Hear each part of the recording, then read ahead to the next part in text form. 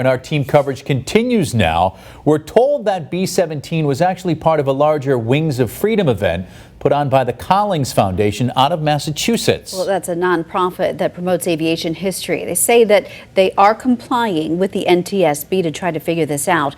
Western Mass News reporter Audrey Russo joins us now live from Bradley with more on that part of the story. Audrey?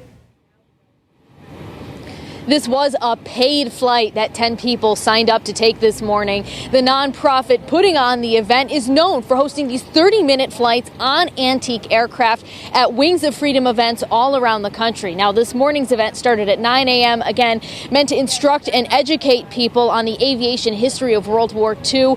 But just an hour into the event, things took a harrowing and tragic turn. We see all the emergency vehicles going around, and I says, I hope none of them aircraft went and crashed, and I mean, it's sad to hear that it did. Jim O'Neill is a veteran who arrived at Bradley International Airport hoping to see the Wings of Freedom show hosted by the Collings Foundation nonprofit group.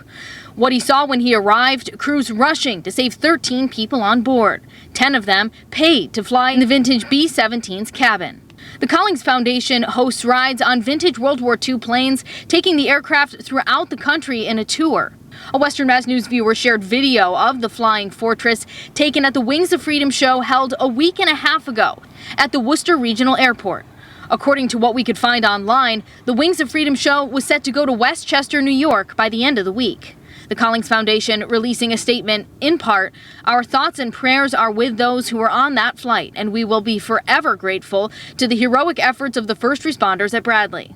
One of the board of directors with the New England Air Museum spoke with Western Mass News by phone. Though he's not associated with the event, he gave us context on the plane, saying very few B-17s are even able to fly anymore. He says those on board the flight would have been seated separately from the crew in the back of the cabin. The passengers would be seated throughout the back of the airplane, which it's pretty spacious.